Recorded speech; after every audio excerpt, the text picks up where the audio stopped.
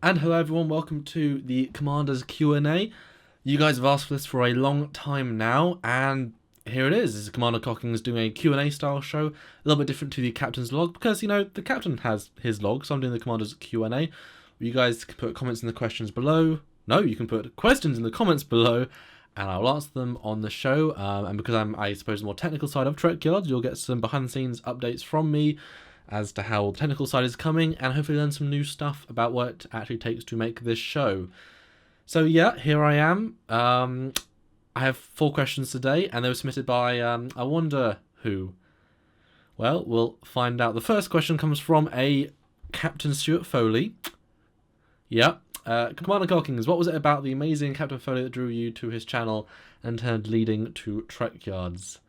Oh god, these questions are all going to be like that, aren't they? Anyway, yeah, no, well, we've said a couple of times on podcasts and in our own 1-year anniversary, yeah, it was just a review of Star Trek II, The Wrath of Khan, that I watched on the Captain Foley channel. I liked it. It was new information. I do a lot of editing work. I did even back then, because I'm a professional videographer, did it at university and after, and so while you're editing, you need to, well, watch a lot of content, because quite a lot of editing can be kind of tedious, and Star Trek content is always good. And there was a review of Star Trek 2. He posted on some random Facebook groups, and I watched it, and I was like, oh, that's pretty cool. And because, again, you sort of need this content just to, help deal with the boredom of editing sometimes. I just saw his birthday one day, and then made a render, because it's always a nice excuse to animate Star Trek ships, and that was a nice excuse. So I did that. And then we got talking, and then, yeah, but I don't know, it was kind of just the personality, the obviously his love for the subject matter for Star Trek, and obviously having subsequently now known him for, 18, 19 months now. Sure. We've got quite a similar mindset to Trek, but it's fun because he's sort of the old guard, the TOS, the fastest Starfleet battles, and I've been brought up with the sort of more in the TNG era, where all that stuff is sort of as standard, and so all the, I don't know, it's a different feel that we each have for the show, but we've got a lot of the same core principles, and it's always fun when some of the ships we're so polar opposites about, the Klingon Bird of Prey, the Enterprise version, and some other ships. So that's a lot of fun, but a lot of the time we're very similar, so it's kind of a nice little dichotomy, and because we both happen to work relatively flexible schedules, that's helped us build a show. So it again, I keep saying to people, right time, right place, right person that led to the show. So there you go, Stuart Foley. Hope that answers your question. Second question, what was the first ship that really became your favourite ship in Trek? It's a good question. Obviously you guys, well, you haven't seen the episode yet, but we've seen the first one. You probably know that Prometheus is my favourite, most of the time my favourite ship. That's a difficult one though, because no, I mean, TOS Connie is always a great one, but I think it was always there. I don't think it was the first one that sort of grabbed my imagination as being wow, that's an amazing ship. I did quite like the D, how advanced it felt on the inside and how interesting the design was. I think, though, maybe it might have been the Defiant when that first came out. I think that might have been the first ship that took me by, wow, that's a cool looking ship. It's different, it's kick-ass. I registered quantums for some reason, and pulse phase, and I love the bridge, I love the sets, it's a lot of different things. And DS9 I always thought was lacking, didn't have a Federation ship, and finally getting such an interesting one really turned DS9 into something I really enjoyed. So probably the Defiant was the first one that I really loved, and I remember my dad and family used to collect the Micro Machines, the Star Trek Micro Machines ships, and I had the Series 1 set, and Dad had Series 1 and 2, and in Series 2 he had the Defiant, and I remember I was always thinking, I wish I would get my own one so I could have that Defiant. So it's probably the Defiant is probably that first one for me, Defiant. Yeah, and in this show, I guess you get to see the background, all its detail, which a lot of you guys have asked what it is, and it's not a poster. They're all individually rendered, ships. So I can take one off. All individual piece of paper that I had to cut round, render, print, and put on the wall in this sort of fun collage, because my previous background wasn't really a background, so I thought what would be really cool, and so a lot of these are Bridge Commander models, because they're an amazing community of ships that they built as a fan community. Downloaded them, converted them to my software, rendered them, and created a really cool wall. And a lot of them are actually authors from Tobias Richter, because he works with the show quite regularly. So you've got the Raptor and the Ares from Exnar, so a lot of support there. So yeah, that's my wall. Not the question I was asked, but yes, Defiant. Third question: if you had to pick an on-screen officer, first officer as your number one, who would you pick? Ooh, that's difficult. I feel like everyone wants to say Spock because he's so good at everything. I always thought Riker was very charismatic, and you could hang out with Riker and be friends, but also have that respect for him. Not a huge fan of Kira. T'Pol's fine. Chakotay, underdeveloped as anything. Things with Spock, I think I'd feel, too intelligent for me, almost. Maybe? I don't know, it seems a bit odd, although you pick him as your second in command.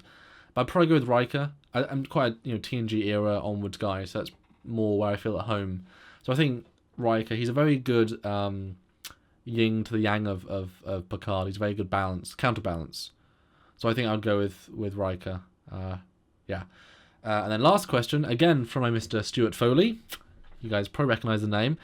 What is your favourite Trekyards blooper as you enter the show, and are there any moments that you remember that made you lol or smile?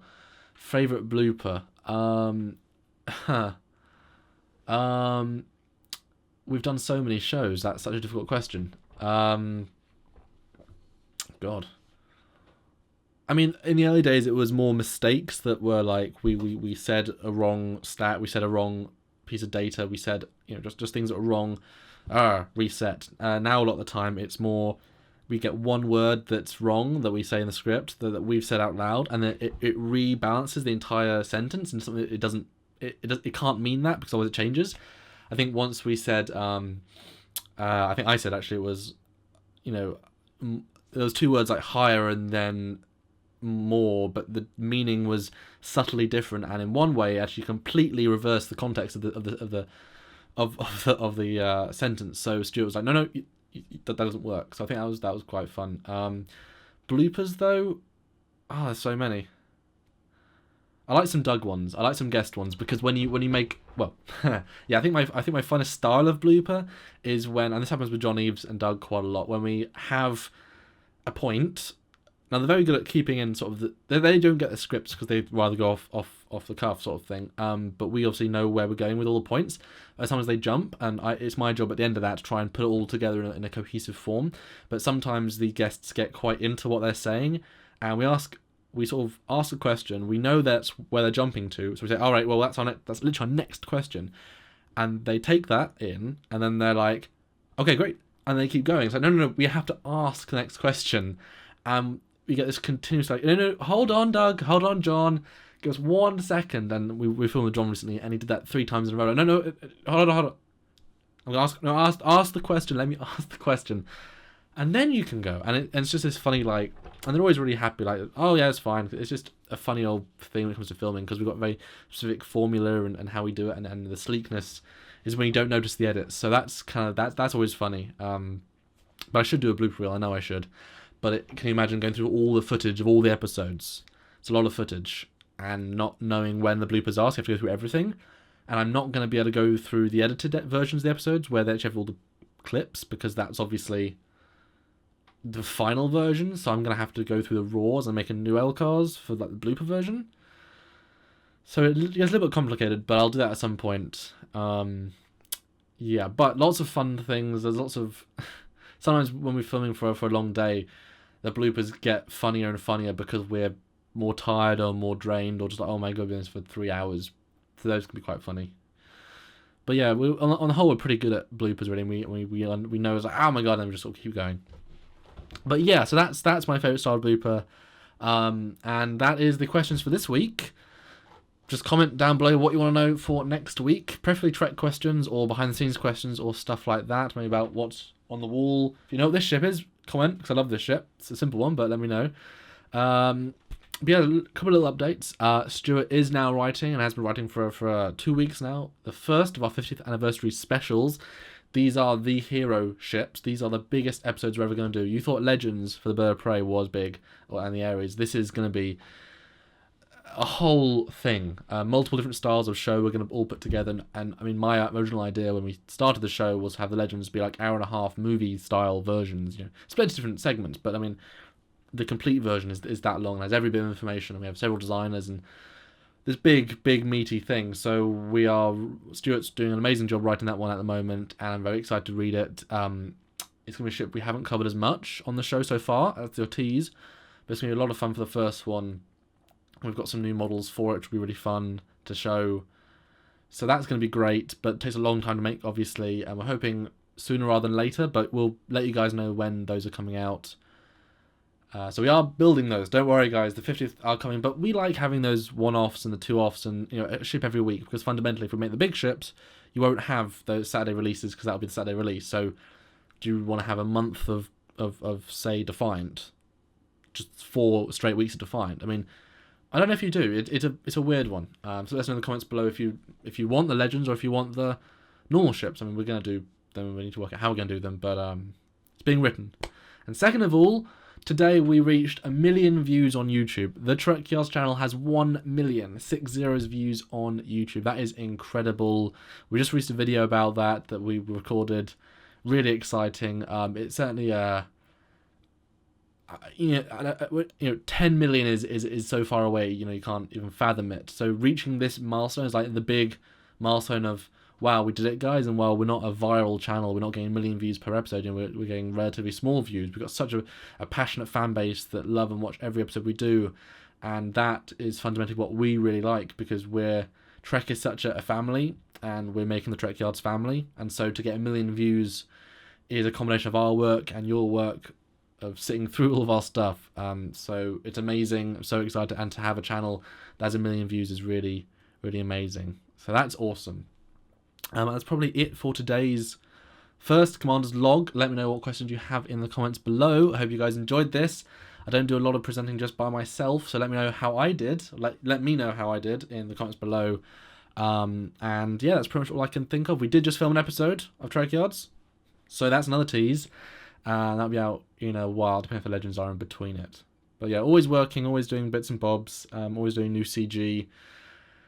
And yeah, thanks everyone for watching, and tune in when I do the next one. Depends on how many questions I get on this one is when I do the next one, and it'll probably be longer because this is relatively short.